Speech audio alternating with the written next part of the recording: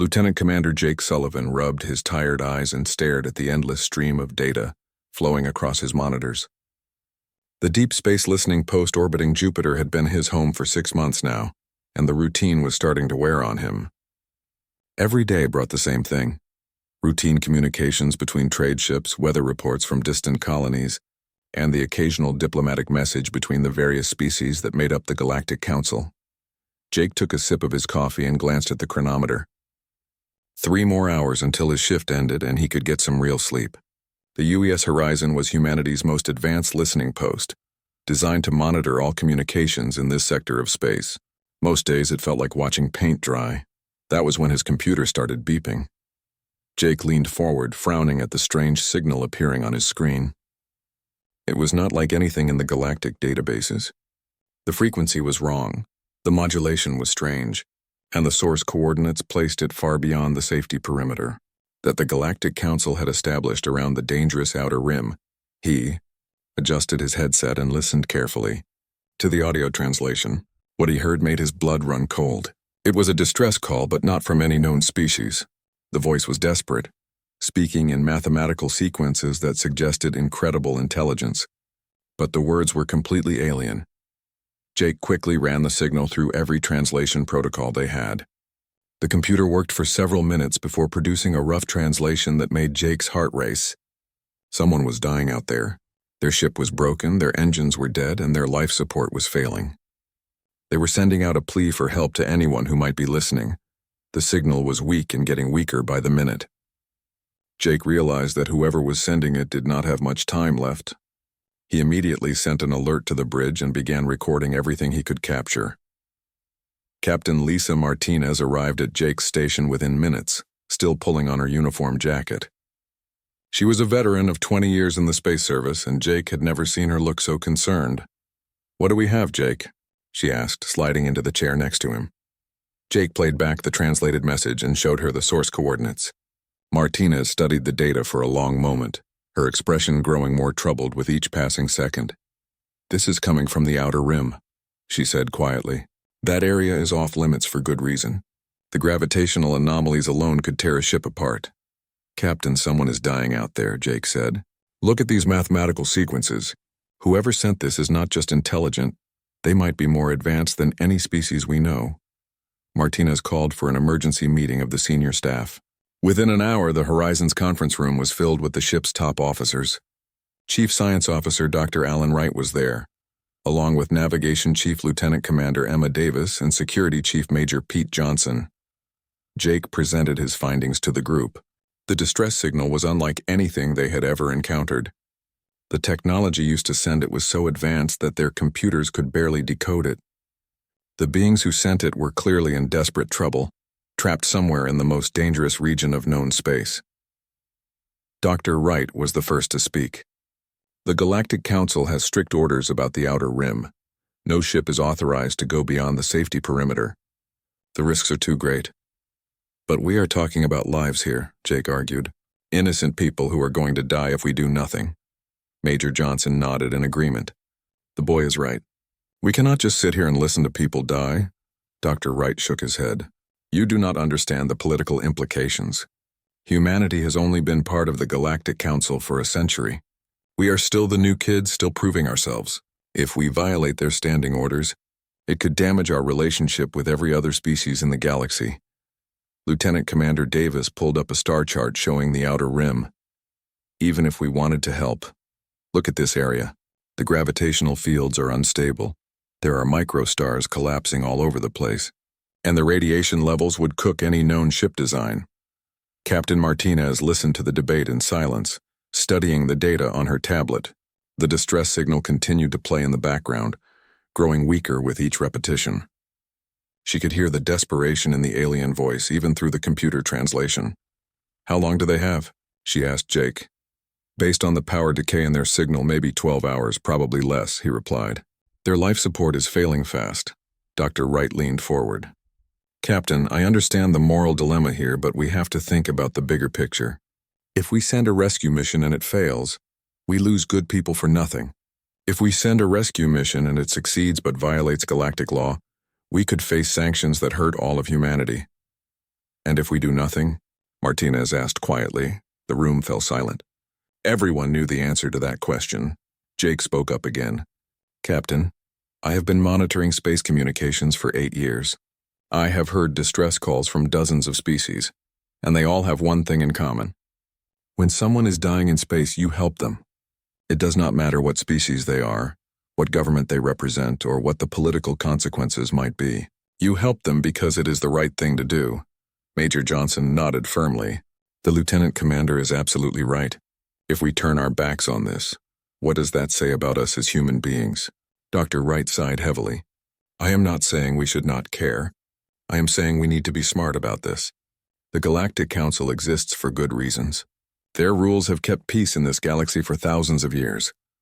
Martinez stood up and walked to the viewport, looking out at the stars. She had joined the space service because she believed in humanity's mission to explore and help others.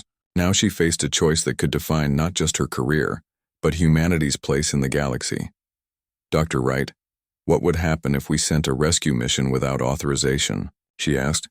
Best case scenario, we get a formal reprimand and a note in our files. Worst case, humanity gets expelled from the Galactic Council, and we lose all our trade agreements, defensive pacts, and scientific exchanges. Martinez turned back to face her officers. And what happens if we do nothing? People die, Jake said simply. Martinez looked around the room at each of her officers. These were good people, the best that humanity had to offer. She could see in their eyes that they all knew what the right choice was, even if it was not the safe choice. Dr. Wright, send a message to Earth Command. Tell them we have detected a distress signal from an unknown species and are preparing a rescue mission. Jake, contact the UES Valiant and tell Captain Rodriguez to prepare for immediate departure. Emma, plot the fastest course to these coordinates. Pete, I want volunteers only for this mission. Dr. Wright looked shocked. Captain, you cannot be serious. Martinez smiled grimly. I'm completely serious. We are human. We do not leave people to die no matter what the cost. That is who we are, and that is who we are going to stay. The distress signal continued to broadcast into the void, but now it would not go unanswered. The UES Valiant launched from Jupiter Station exactly 4 hours after Captain Martinez made her decision. Captain Rodriguez had assembled a crew of 50 volunteers in record time, each one knowing they were heading into the most dangerous region of known space. The ship itself was humanity's fastest rescue vessel, built specifically for emergency operations in hostile environments. Specialist Katie Brooks checked her engineering station for the 10th time as they cleared Jupiter's orbit. She was young for her position, only 26, but she had designed half the systems on this ship during her time at the Mars Engineering Academy. If anyone could keep the Valiant running in the outer rim, it was her. Sergeant Ryan Clark finished loading the medical bay with everything he could think of. As the ship's primary medic, he had no idea what kind of injuries they might encounter. The distress signal suggested the aliens were similar to humans in some ways, but their biology could be completely different. He packed everything from basic trauma supplies to exotic radiation treatments. Lieutenant Ben Foster sat at the navigation console, plotting their course through the most treacherous region of space. The outer rim was filled with gravitational anomalies that could crush a ship in seconds or send it spinning off into deep space. The star charts were incomplete because few ships had ever returned from detailed surveys of the area. Captain Rodriguez addressed his crew over the ship's communication system as they entered hyperspace. Everyone knows why we are here. Someone sent out a distress call and we are going to answer it. The outer rim is dangerous, but we have the best ship and the best crew in the fleet. We will get there. We will save whoever needs saving, and we will all come home together. The journey to the outer rim took 18 hours at maximum hyperspace velocity. The Valiant's engines were pushed beyond their normal limits, but Katie Brooks managed to keep everything running smoothly. She rerouted power from non-essential systems and constantly adjusted the engine output to maintain their speed. When they finally dropped out of hyperspace at the coordinates from the distress signal, the crew was stunned by what they saw. A massive alien vessel hung in space unlike anything in any galactic database. The ship was elegant and beautiful, with smooth curves and surfaces that seemed to bend light around them. It was easily 3 times the size of the Valiant, but the beautiful ship was trapped. Lieutenant Foster's sensors showed it caught in the gravitational field of a collapsing microstar. The tiny star was pulling the alien vessel toward it with irresistible force, and the ship's engines appeared to be completely dead. "My God," whispered Dr. Sarah Kim, the mission's xenobiologist. "Look at that design. The materials, the construction methods, everything about it is beyond our current technology." Captain Rodriguez studied the tactical display. "Can we get closer, Ben?" "Not easily, sir," Foster replied. "The gravitational distortions are creating spatial anomalies all around that area. If we get too close, we could end up trapped just like them." Katie Brooks ran a full sensor sweep of the alien vessel. "Captain, I am detecting multiple life signs aboard that ship. At least 200 individuals, maybe more, but their power systems are almost completely drained." Sergeant Clark monitored the medical sensors. "Whatever they are, their life signs are getting weaker. They do not have much time left." Captain Rodriguez opened a communication channel and tried every frequency the Valiant's computers could generate. After several minutes of trying different approaches, they finally received a response. The voice that came through their speakers was weak but unmistakably intelligent. Dr. Kim worked frantically to establish a translation protocol. The alien language was completely unlike anything in the galactic databases, but the mathematical principles underlying their communication were surprisingly similar to human approaches. After an hour of careful work, Dr. Kim managed to achieve basic communication with the trapped beings. What she learned made the entire crew realize they were dealing with something unprecedented. "They call themselves the Zephyrians," she reported to Captain Rodriguez. "They are not from this galaxy. They came here from somewhere far beyond the edge of known space." "What are they doing in the outer rim?" Rodriguez asked. Dr. Kim listened to more transmissions from the alien ship. Her expression grew more concerned with each message she translated. "Captain, they were not exploring. They were running. Something drove them from their home galaxy, something they are terrified of." The Zephyrian ship continued to drift closer to the microstar. Katie Brooks calculated that they had less than 6 hours before the gravitational forces would tear the vessel apart. Any rescue attempt would have to happen soon. "The problem is their technology," Brooks explained to the senior staff. "Their ship operates on principles we do not understand. The materials in their hull are interfering with our tractor beams and transport systems. Normal rescue procedures will not work." Lieutenant Foster studied the gravitational readings around the microstar. "Even if we could grab their ship, we do not have enough engine power to pull them out of that gravitational field. The forces involved are beyond anything our ship was designed to handle." Dr. Kim continued her communications with the Zephyrians. She learned that their ship contained not just a crew, but refugees, families with children, scientists, artists, and scholars, all fleeing from something that had destroyed their entire civilization. The Zephyrian leader, who called himself Elder Vexhai, transmitted detailed information about their situation. Their ship had been damaged while escaping their home galaxy, and they had been drifting through space for months before getting caught in the microstar's gravitational field. "They have been holding position for 3 weeks, Dr. Kim reported. "Their engines are dead, but they have been using some kind of space-time manipulation technology to keep from falling into the star. The effort is draining their remaining power reserves." Sergeant Clark received medical data from the Zephyrian ship. "Captain, there are children aboard that vessel. Dozens of them. Their life support systems are failing, and they are running out of breathable atmosphere." Captain Rodriguez stared at the tactical display, watching the beautiful alien ship slowly spiraling toward destruction. Every instinct told him to help these people, but every calculation showed that a rescue was impossible with their current technology. Katie Brooks suddenly stood up from her engineering station, her eyes bright with a dangerous idea. "Captain, what if we do not try to pull them out with tractor beams?" "What do you mean, Katie?" Rodriguez asked. "The Valiant has experimental quantum tethers, right? Systems designed for linking with space stations during construction projects. What if we could synchronize our ship's phase variance with theirs and literally pull them out of the gravitational field using quantum mechanics instead of brute force?" Lieutenant Foster looked at her like she had lost her mind. "Katie, that is completely insane. Quantum tethering has never been attempted on ships this size, especially not in a gravitational field this strong." Dr. Kim received another transmission from the Zephyrians. Elder Vexhai was offering to share technical information about their space-time manipulation systems. If the humans could adapt their quantum tethers to work with Zephyrian technology, the rescue might actually be possible. Katie Brooks grinned at her fellow officers.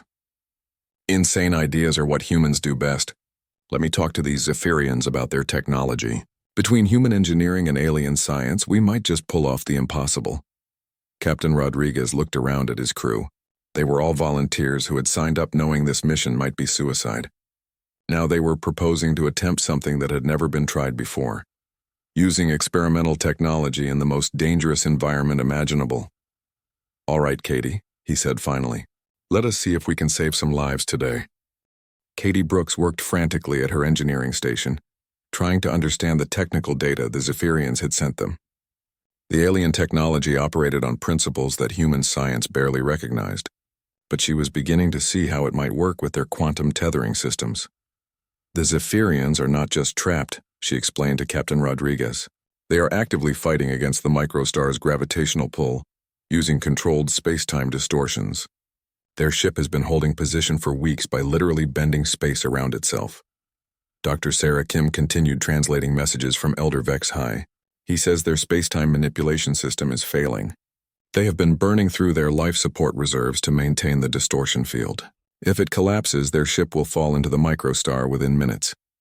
Lieutenant Ben Foster monitored the gravitational readings around both ships. Captain, we are running out of time. The microstar is becoming more unstable. I am detecting massive gravitational waves that could affect our ship if we get too close. Sergeant Ryan Clark received more medical data from the Zephyrian vessel. Their children are getting weaker, sir. Whatever atmosphere they breathe, they do not have much of it left. Katie Brooks suddenly had a breakthrough. I think I understand how to make this work.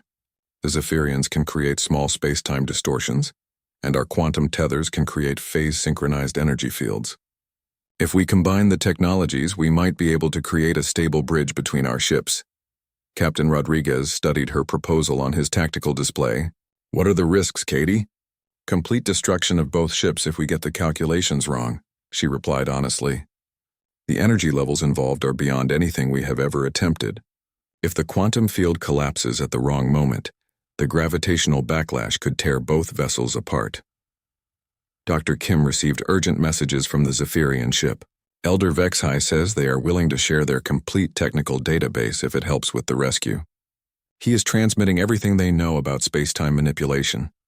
Katie Brooks dove into the alien technical data with enthusiasm that worried her crewmates. She had always been fascinated by theoretical physics, but now she was trying to apply theories that most humans considered impossible. Their technology does not fight against gravity, she explained excitedly. It convinces space itself that gravity is weaker in specific areas. If we can create a quantum tunnel using our tethering system, we can extend their space-time distortion field to include our ship. Lieutenant Foster shook his head. Katie, you are talking about rewriting the laws of physics in a localized area. Even if it works, what happens when we try to move both ships out of the gravitational field?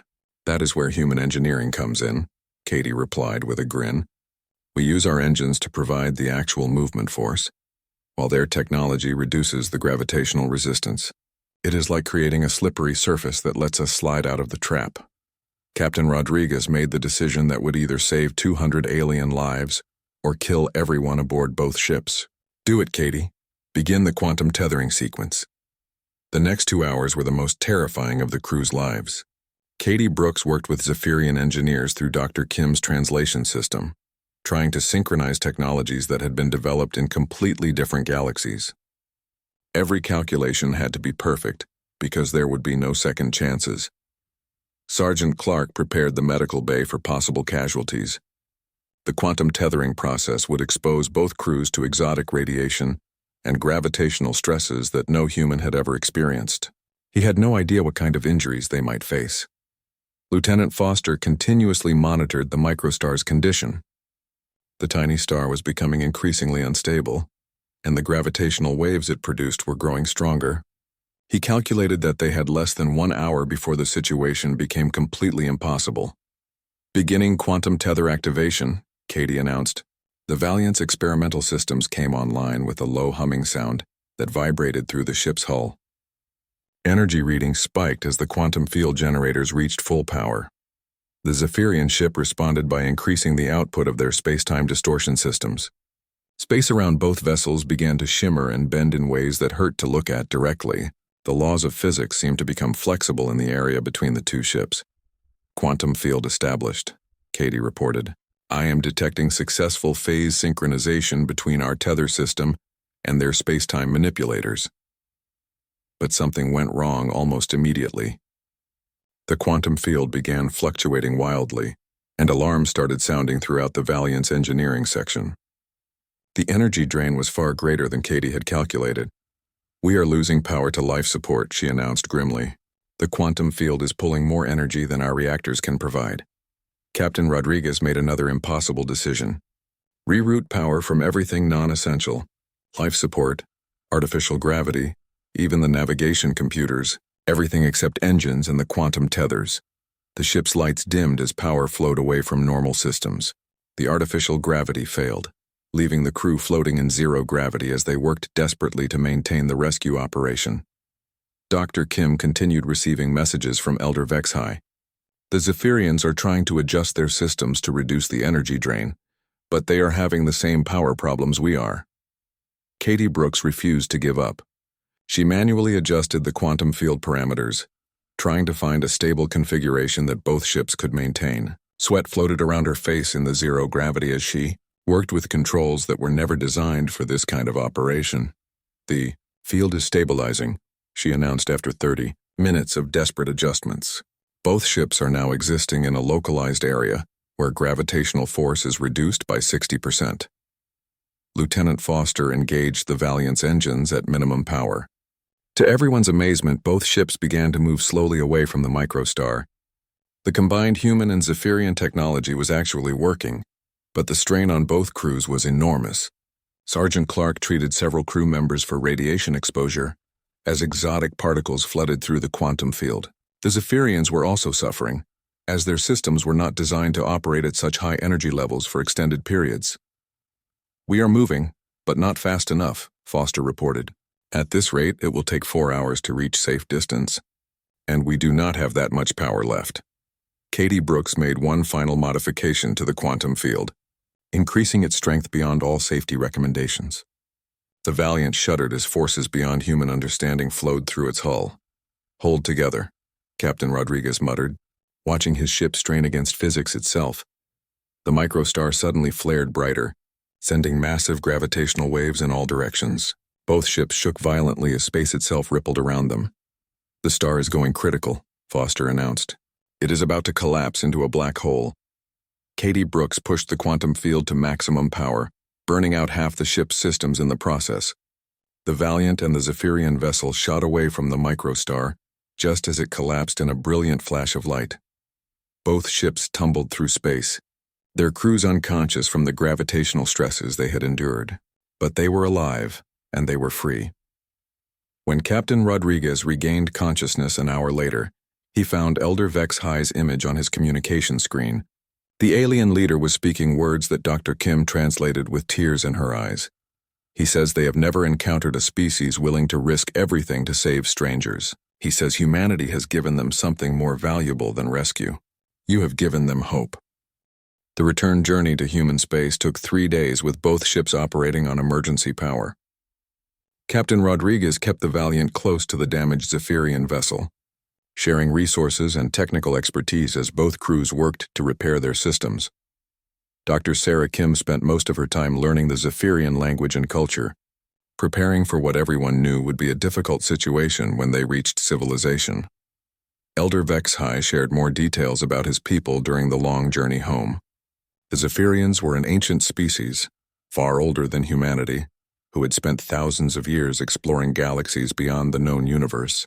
They were scientists, artists, and philosophers who had never encountered anything like the force that destroyed their home. He calls them the Devourers, Dr. Kim translated as she spoke with the Zephyrian leader. They are not a species in any sense we understand. They are something that consumes entire civilizations and converts all matter into dark energy constructs. They move through space like a wave of destruction. Captain Rodriguez felt a chill run down his spine. How far away are these Devourers? Dr. Kim asked the question and listened to Elder Vexhai's response. He estimates they will reach this galaxy within 50 years, maybe less. They have already consumed 3 other galaxies that the Zephyrians know about. The news got worse when they finally reached Jupiter Station. Admiral Martinez was waiting for them with a full escort of military vessels and representatives from the Galactic Council.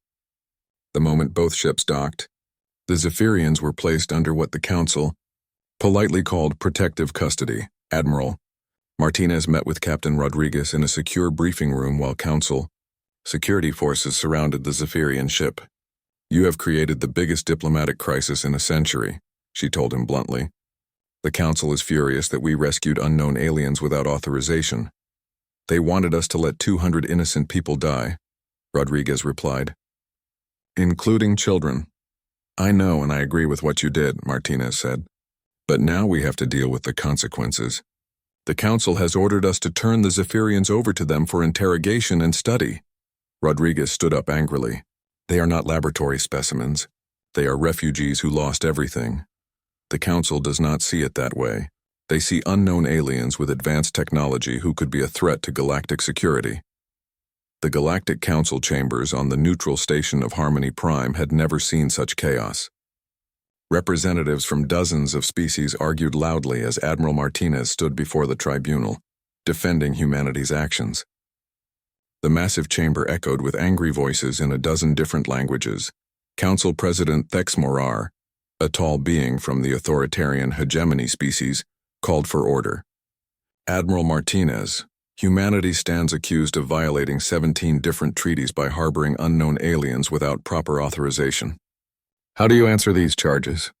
Martinez looked around the chamber at the faces of beings from across the galaxy. Some looked angry, others confused, and a few seemed genuinely curious about what she would say. "I answer that we saved lives," she said simply. 200 innocent beings were dying in space and we helped them. If that violates your treaties, then your treaties are wrong." The chamber erupted in angry shouting.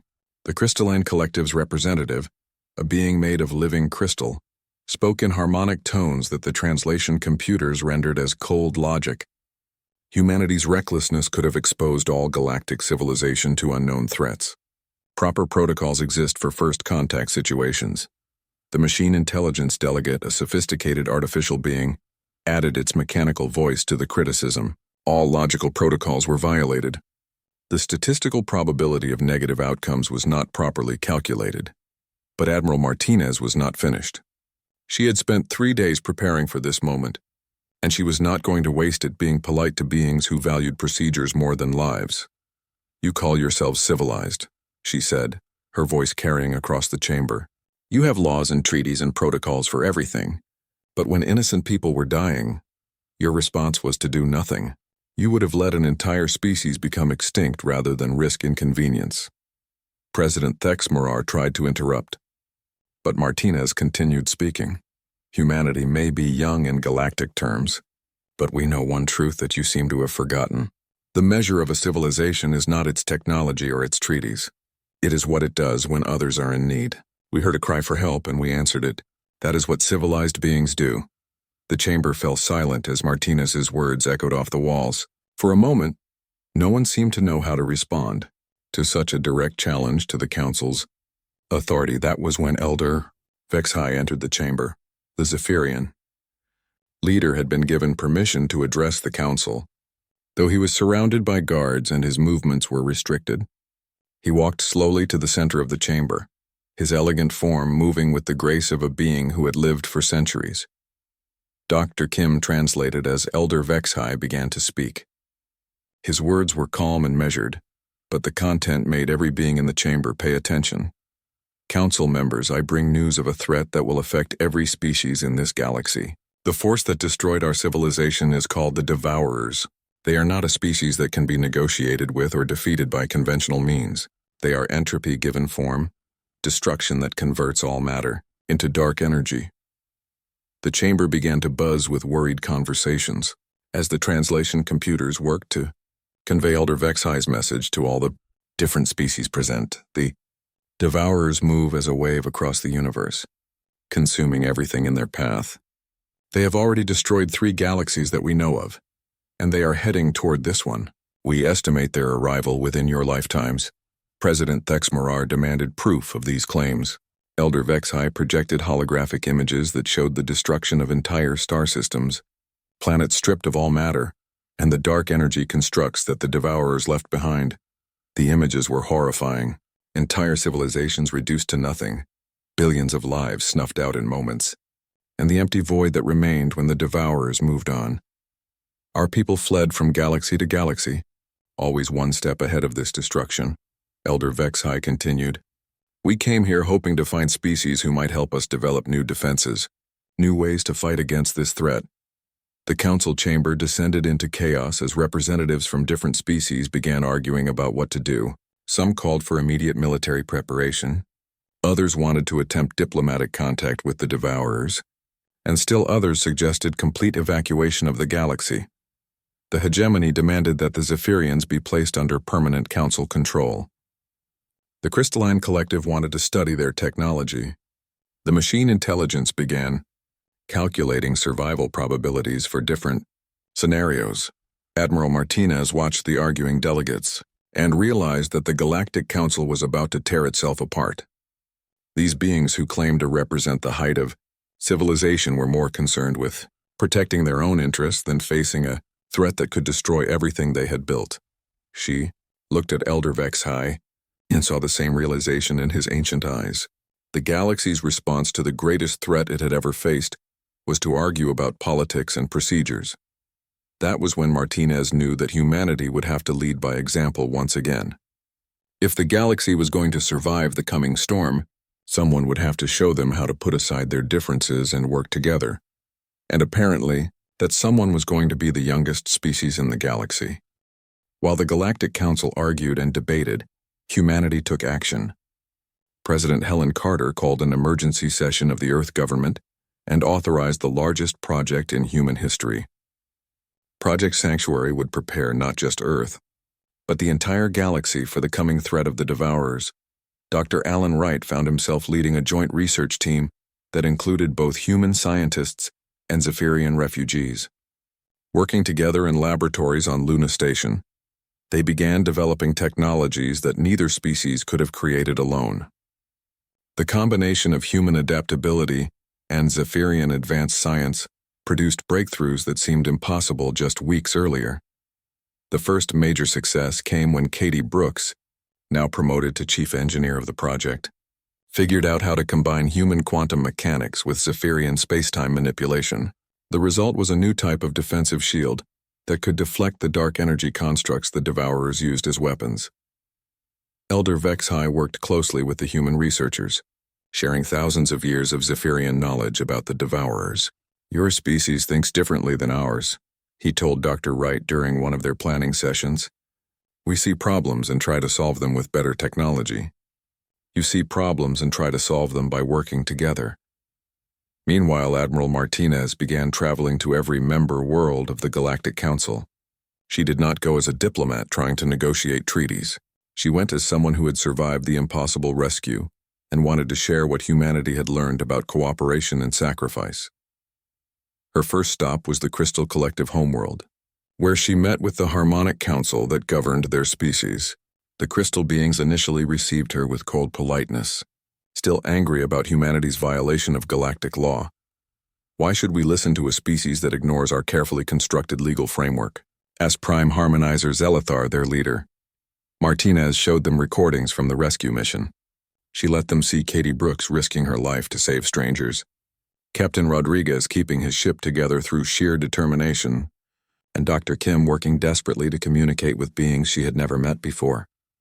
Because when the Devourers come, your legal framework will not save you, Martinez replied, but people willing to risk everything for strangers might.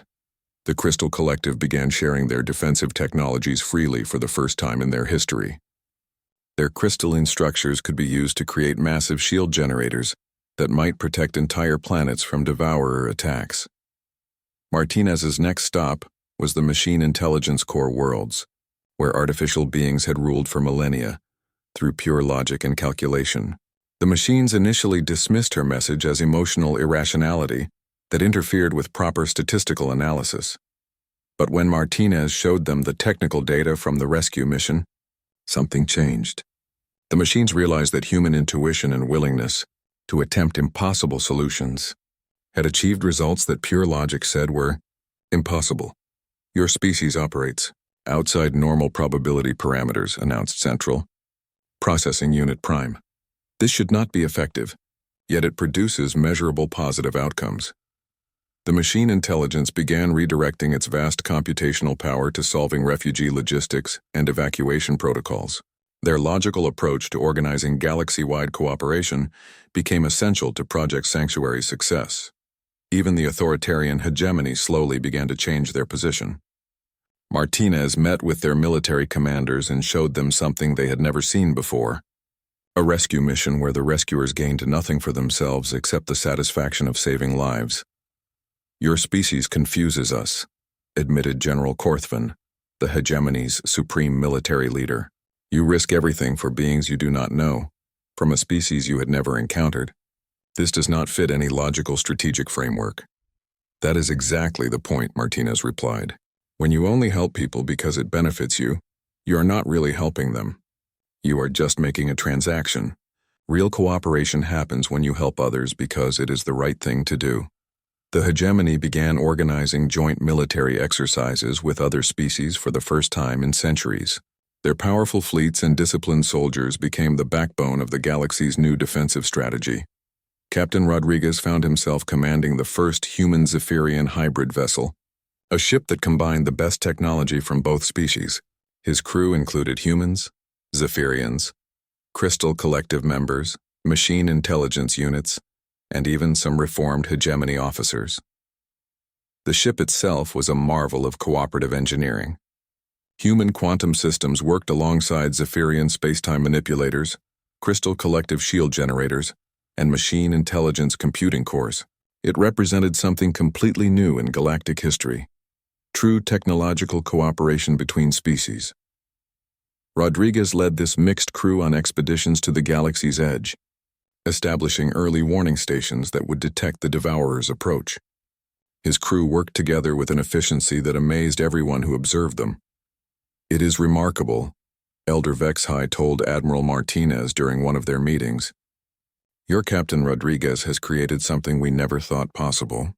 Beings from different species working together as if they were family." The early warning stations detected the first Devourer scouts exactly when Elder Vexhai had predicted.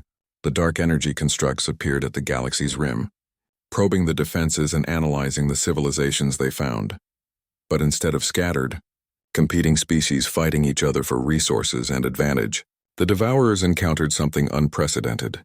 They found a united galaxy where humans had taught everyone else the value of cooperation and sacrifice. The response was immediate and coordinated. Crystal Collective shield generators activated around vulnerable planets. Machine intelligence computers coordinated evacuation efforts with mathematical precision. Hegemony fleets moved to intercept the scouts while human Zephyrian hybrid ships provided reconnaissance and early warning. Most importantly, refugee ships from dozens of species worked together to evacuate civilians from the outer worlds. No one was left behind, no matter what species they belonged to or what their government's political position had been. Dr. Wright's research teams achieved their greatest breakthrough just as the first major Devourer force arrived. They developed a communication method that could potentially allow negotiation with the Devourers themselves. It was untested and dangerous, but it offered hope for a solution beyond pure military resistance. Admiral Martinez stood on the bridge of humanity's newest vessel, watching hundreds of ships from dozens of species work in perfect coordination. Beside her, Elder Vexhai observed the galaxy's transformation with amazement. "Your species has a gift," he said quietly. "You see crisis not as an end, but as an opportunity to become more than you were before." Martinez smiled as she watched a human engineer teaching Crystal Collective younglings while a Zephyrian poet shared stories with human children in the ship's common area. The galaxy had become something none of them could have imagined when that first distress call reached the stars. "We just remember that we are all in this together," she replied. "That distress call you sent was not just asking for rescue. It was asking us to be the people we are supposed to be. The Devourers were coming, but they would find a galaxy united by the simple human principle that when someone calls for help, you answer." The response echoed across the stars. "We are coming. Hold on," and the galaxy would never be the same.